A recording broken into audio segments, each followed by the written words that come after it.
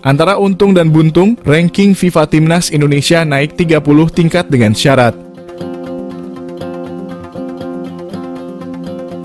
Situasi terjebaknya Timnas Indonesia di grup neraka Piala Asia 2023 nyatanya bisa menciptakan keuntungan sekaligus kerugian.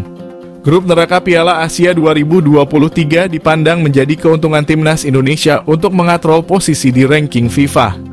Kesempatan bertemu lawan tim raksasa membuat Timnas Indonesia bakal panen poin jika mampu mengalahkan Jepang, Irak ataupun Vietnam. Bahkan ada kalkulasi tak terduga di mana ranking Timnas Indonesia bisa naik 30 tingkat jika mampu mengalahkan 3 negara tersebut. Sebaliknya, grup neraka Piala Asia 2023 juga memungkinkan tim besutan Sintayong babak belur di babak penyisihan grup. Langkah Timnas Indonesia rawan terhenti pada fase grup jika tidak mampu menampilkan performa terbaiknya di Piala Asia mendatang. Setelah hampir 16 tahun absen, Timnas Indonesia berkompetisi melawan tim-tim terbaik Asia. Namun kembalinya Timnas Indonesia di Piala Asia nyatanya tidak sepenuhnya disambut dengan rasa sukacita. Hal ini dikarenakan Timnas Indonesia terjebak di grup yang relatif sulit dan cenderung bisa dikatakan grup neraka. Berdasarkan drawing, Timnas Indonesia yang menempati pos keempat masuk grup D. Di grup tersebut, Timnas Indonesia harus bertemu lawan sekelas Jepang, Irak, dan Vietnam. Melihat kekuatan dan ranking FIFA yang dimiliki ketiga negara tersebut, Timnas Indonesia jelas kalah jauh. Fakta tersebut seakan menjadi tantangan sekaligus ujian bagi Timnas Indonesia apakah bisa mengimbangi lawan-lawannya di Piala Asia nantinya. Sebelumnya telah dikonfirmasi terkait pembaruan peringkat FIFA. Timnas Indonesia sendiri mengalami penurunan dalam peringkat FIFA.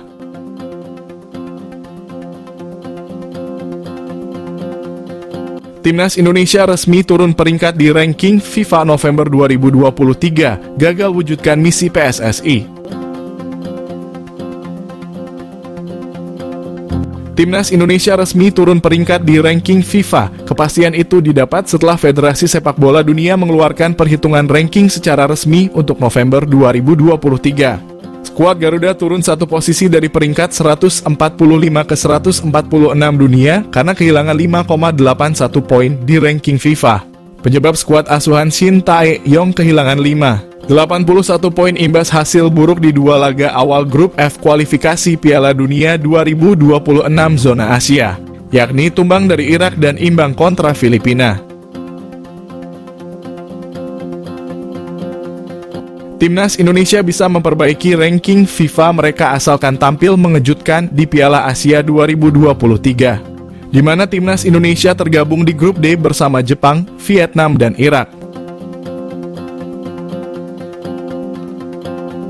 Sebelumnya, Timnas Indonesia ditargetkan masuk ranking 100 besar FIFA. Ketua Umum PSSI Erick Thohir menilai Timnas Indonesia bisa masuk ke ranking 100 FIFA. Saat ini Indonesia berada di ranking 145 FIFA. Kemajuan ini cukup pesat karena tahun lalu Indonesia masih ada di posisi 152 FIFA. Menariknya, PSSI masih melihat Indonesia berpotensi menembus 100 besar FIFA. Ketum PSSI Erick Thohir menjelaskan bahwa rencana terdekat mereka adalah bisa menembus 100 besar ranking FIFA. Target ini masuk dalam rencana jangka pendek yang mereka bangun saat ini. Demi melaksanakan misi itu, pembinaan pemain usia muda jadi utama. Pemain muda potensial ini merupakan masa depan skuad Garuda. Hal ini jadi fokus utama dari program PSSI saat ini. Selanjutnya, Piala Dunia U17 akan jadi misi jangka panjang Indonesia. Erick mengincar timnas U17 Indonesia bisa lolos dari babak kualifikasi. Tentunya untuk mencapai titik tersebut perlu ada persiapan yang matang terutama soal pembinaan pemain. Namun target ini akan mereka kejar meski membutuhkan waktu yang tidak singkat. Oga berharap banyak PSSI sadar kualitas timnas Indonesia. PSSI sadar dengan kualitas timnas Indonesia di Piala Asia. Tak ingin banyak sesumbar dan hanya menunggu realisasi janji Sintayong. PSSI paham kondisi timnas Indonesia seiring persiapan matang untuk Piala Asia tanpa basa-basi tak mau pasang target muluk-muluk. Saat ini timnas Indonesia tengah menjalani pemusatan latihan di Turki dan dijadwalkan sampai 6 Januari mendatang. Timnas Indonesia rencananya juga akan terbang ke Qatar dan menjalani persiapan akhir untuk Piala Asia, tapi sebelum itu mereka akan melakoni 3 laga uji coba. 2 kali melawan Libya di Turki pada 2 dan 5 Januari, 1 laga lainnya melawan Iran di Qatar pada 9 Januari digelar secara tertutup. Wakil Ketua Umum PSSI Zainuddin Amali memberi bocoran sedikit terkait persiapan anak asuh Sintayong beserta kondisinya saat ini.